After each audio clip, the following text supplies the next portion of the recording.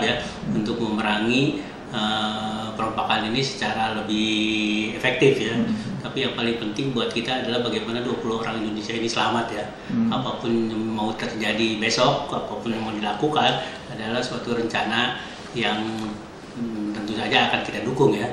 Tetapi penyelamatan 20 awak kapal ini sangat-sangat penting ya, karena bagaimanapun juga ini adalah peristiwa pertama untuk kapal milik Indonesia dan kita harapkan pertama dan untuk yang terakhir ya. Gitu. Kalau boleh diceritakan sendiri, sebenarnya jalur atau rute yang dilewati itu seperti apa sih Pak? Gitu. Sebetulnya ya kalau kita pelaut ya, sebetulnya adalah orang-orang terlatih ya. Kita mengikuti apa yang disebut International Maritime Organization, yang disebut International Safety Management ya. Di kapal ada Ship Security Officer, di kapal ada Company Security Officer, di pelabuhan juga ada Port Security Officer, di mana kita setiap saat membuat planning ya tentang perjalanan kapal dan penanggulangan terhadap bahaya-bahaya terorisme maupun pembajakannya melalui pelatihan ya. Bahwa kita semua terlatih dan di kapal juga sudah ada security plan ya, yang harus diikuti oleh setiap kru dengan masing-masing tanggung jawab yang sudah diatur melalui Ship Security Officer ya, termasuk dalam ini pembajakan ya. Di dalam pembajakan juga ada yang panduan yang seharusnya diikuti oleh kita semua ya, apa yang disebut Industrial Best Management Practice. Di situ terdapat panduan bagaimana kapal atau kapten kapal harus melakukan laporan bila mana kapal mereka akan memasuki daerah berbahaya seperti Somalia. Dia harus melapor kepada apa yang disebut UKMTO yang berpusat di Dubai ya, seperti Maritime Bureau yang berpusat di Kuala Lumpur. Dia harus melaporkan bahwa kapalnya akan melalui rute itu dan dia harus mengikuti konvoi ya. Tetapi di dalam panduan itu kan ada kecepatan kapal harus berapa mil. Nah, seperti dalam Sinar Kudus ini kecepatan kapal hanya 12 mil. Padahal ketentuan yang ditentukan dalam Industrial Best Management Practice adalah 18 mil. Sehingga kapal menjadi tercecer ya.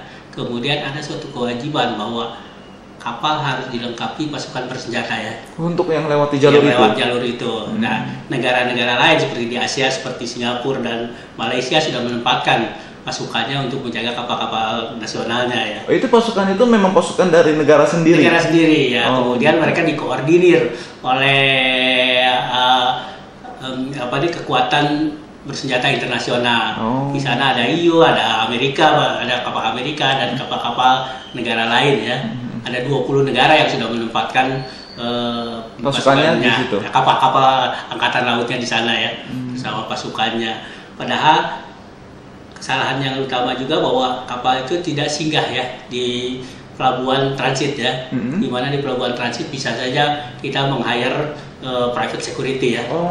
Jadi security swasta yang kita bisa sewa antara 25.000 sampai 100.000 dolar sampai ke daerah aman, tergantung dari besar kecil kapal ya. Sebetulnya itu bisa dilakukan oleh PT Samudra Indonesia. Kalau kita tidak membawa pasukan sendiri. Tidak membawa pasukan sendiri. Dan kemudian juga kita juga mempunyai masalah sebetulnya menurut ketentuan adalah krunya harus bisa ditanya dulu apakah mereka mau atau tidak ya. Karena belayar di daerah berbahaya itu gaji harus double, asuransi harus double ya. Sehingga si perusahaan harus memperhitungkan ya. Kalau kemudian juga kepada nakodanya ya, dia juga berhak menolak ya. Dan kepada nahkoda yang menolak maupun awak kapal yang tidak mau belayar juga perusahaan tidak boleh menghukum ya. Dia harus menggantinya dengan orang-orang yang mau ya. Dan bila mereka sudah mau ikut belayar kapal tersebut, khususnya awak kapal harus tahu tentang hal-hal yang dia tahu untuk menanggulangi masalah pembajakan ya. Segala resiko dan segala macamnya itu sudah diberitahu dari awal. Oke. Itu sebenarnya kalau jalur itu kan jalur internasional Pak ya? Iya. Itu menuju kemana aja sih Pak jalur lewat itu? Ya, pertama kan rata-rata kapal yang mau ke situ adalah mau keterusan Suez untuk ke Eropa ya. Rata-rata ya. Nah, seperti kapal Sinar Kudus ini mau ke Rotterdam ya. Karena untuk menghemat bahan bakar dan waktu, dia tidak lewat Afrika Selatan ya, Tanjung Harapan, tapi dia memotong melalui Suez ya. Dan melalui Suez ini dirasakan jauh lebih murah daripada melalui Amerika Selatan ya. Tapi tingkat resikonya lebih besar. Tingkat risikonya lebih besar karena sekarang ada pembajakan. Tetapi pembajakan itu sudah ditekan sampai 40% sekarang.